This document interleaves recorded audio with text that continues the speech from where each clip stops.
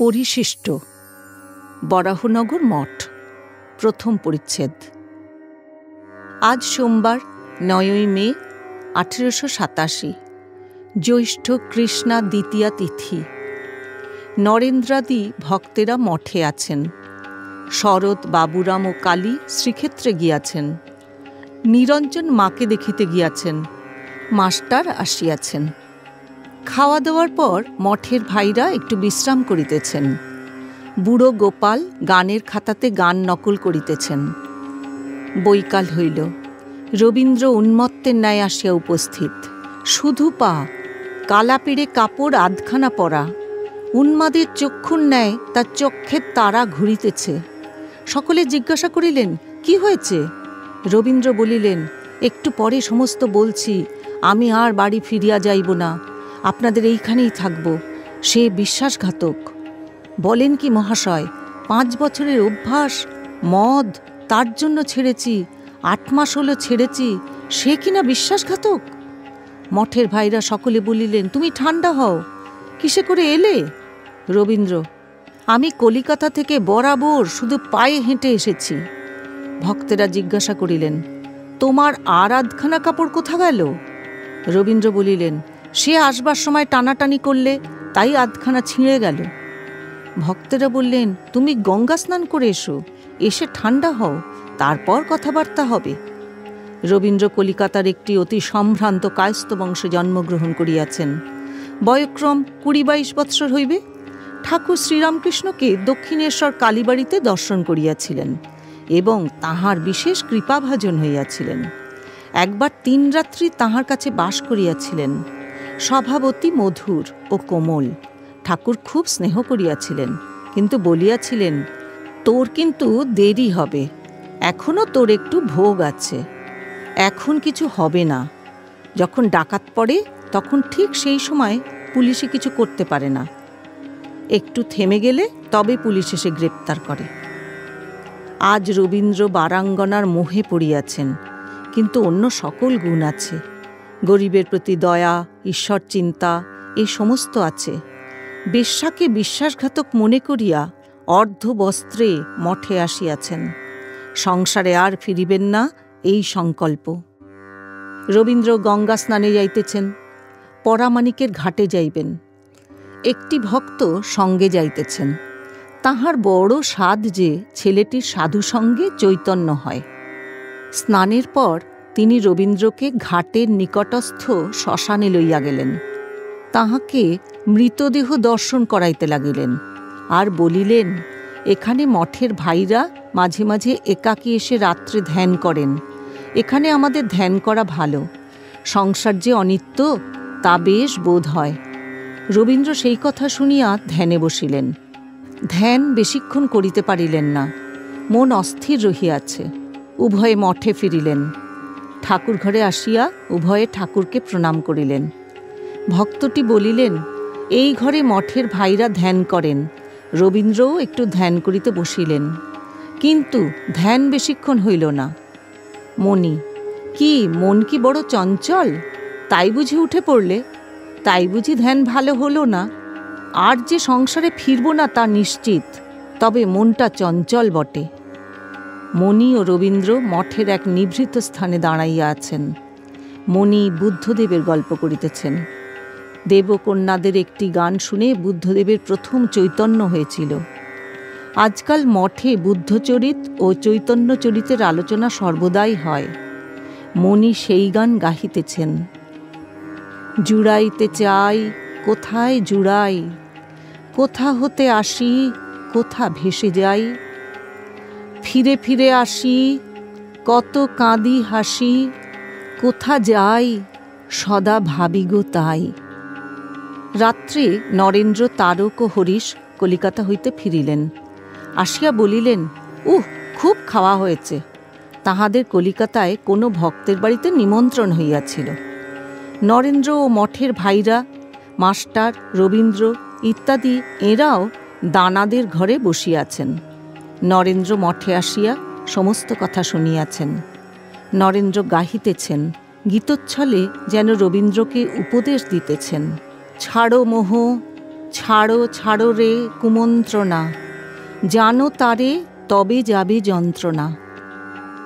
নরেন্দ্র আবার গাহিলেন, যেন রবীন্দ্রকে হিতবচন বলছেন।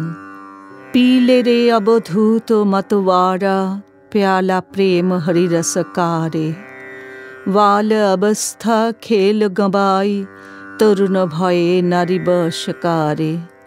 वृद्ध भयो कफ वायु ने घेरा, खट पड़ा रहे नहीं जाए बसकारे मस्कारे। नाव कमल में है कस्तूरी, कैसे भरम मिटे पशुकारे। बिना सदगुरु नर ऐसा ही ढूंढे, जैसा मृग फिरे बनकारे।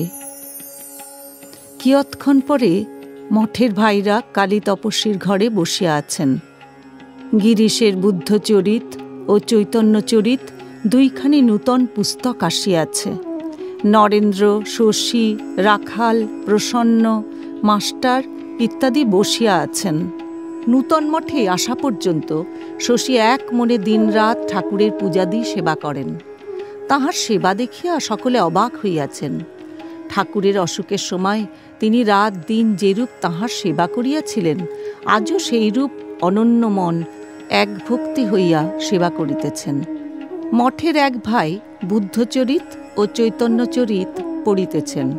সুর করিয়া একটু ব্যঙ্গভাবে চৈতন্যচরিতামৃত পড়িতেছেন। নরেন্দ্র বইখানি কাড়িয়া লইলেন, বলিলেন, এই রকম করে ভালো জিনিসটা মাটি করে? নরেন্দ্র নিজে চৈতন্যদেবের প্রেম বিতরণ কথা পড়িতেছেন। মঠের ভাই, আমি বলি কেউ কারুকে প্রেম দিতে পারে না। নরেন্দ্র, আমায় পরমহংস মহাশয় প্রেম দিয়েছেন। মঠের ভাই, আচ্ছা তুমি কি তাই পেয়েছ? নরেন্দ্র, তুই কি বুঝবি? তুই সার্ভেন্ট ক্লাস, আমার সবাই পা টিপবে, শর্তামিত্তির আর দেশও পর্যন্ত। সকলের হাস্য। তুই মনে করছিস বুঝি যে সব বুঝিছিস? হাস্য। লে তামাক সাজ। সকলের হাস্য। মঠের ভাই, সাজবো না। সকলের হাস্য। মাস্টার স্বগত। ঠাকুর শ্রীরামকৃষ্ণ মঠের ভাইদের অনেকের ভিতর তেজ দিয়াছেন, শুধু নরেন্দ্রের ভিতর নয়। এ তেজ না থাকলে কি কামিনী কাঞ্চন ত্যাগ হয়? পরদিন মঙ্গলবার 10ই মে, আজ মহামায়ার বার। নরেন্দ্রাদি মঠের ভাইরা আজ বিশেষ রূপে মার পূজা করিতেছেন। ঠাকুর ঘরের সম্মুখে ত্রিকোণ যন্ত্র প্রস্তুত হইল। হোম হইবে, পরে বলি হইবে। তন্ত্রমতে হোম ও বলির ব্যবস্থা আছে। নরেন্দ্র গীতা পাঠ করিতেছেন। মণি গঙ্গা স্নানে গেলেন। রবীন্দ্র ছাদের উপর একাকী বিচরণ করিতেছেন। শুনিতেছেন নরেন্দ্র সুর করিয়া স্তব করিতেছেন।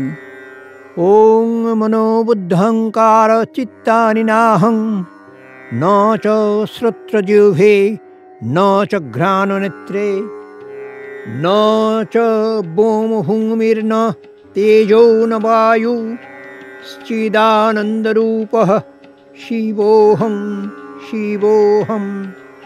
ন চ প্রাণসঙ্গো ন বৈ পঞ্চবায়ু, ন বা সপ্তধাতুর্ন বা পঞ্চকোশঃ, ন বাক্পানিপাদং ন চোপস্থপায়ু, চিদানন্দরূপ শিবোহং শিবোহং।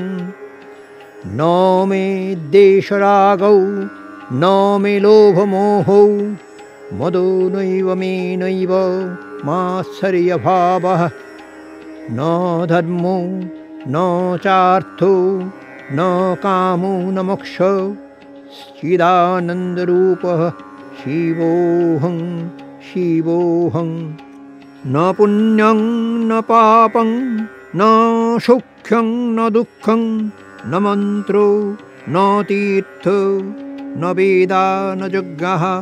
অহং ভোজনং নৈব ভোজ্যং ন ভোক্তা, চিদানন্দরূপঃ শিবোহং শিবোহং। এইবার রবীন্দ্র গঙ্গা স্নান করিয়া আসিয়াছেন, ভিজে কাপড়। নরেন্দ্র মণির প্রতি একান্তে, এই মেয়ে এসেছে, এবার সন্ন্যাস দিলে বেশ হয়। মণি ও নরেন্দ্রের হাস্য।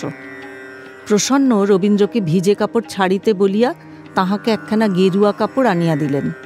নরেন্দ্র মণির প্রতি, এইবার ত্যাগীর কাপড় পরতে হবে। মণি সহাস্যে, কি ত্যাগ? নরেন্দ্র, কামকাঞ্চন ত্যাগ। রবীন্দ্র গেরুয়া কাপড়খানি পরিয়া কালী তপস্বীর ঘরে গিয়া নির্জনে বসিলেন। বোধ হয় একটু ধ্যান করিবেন।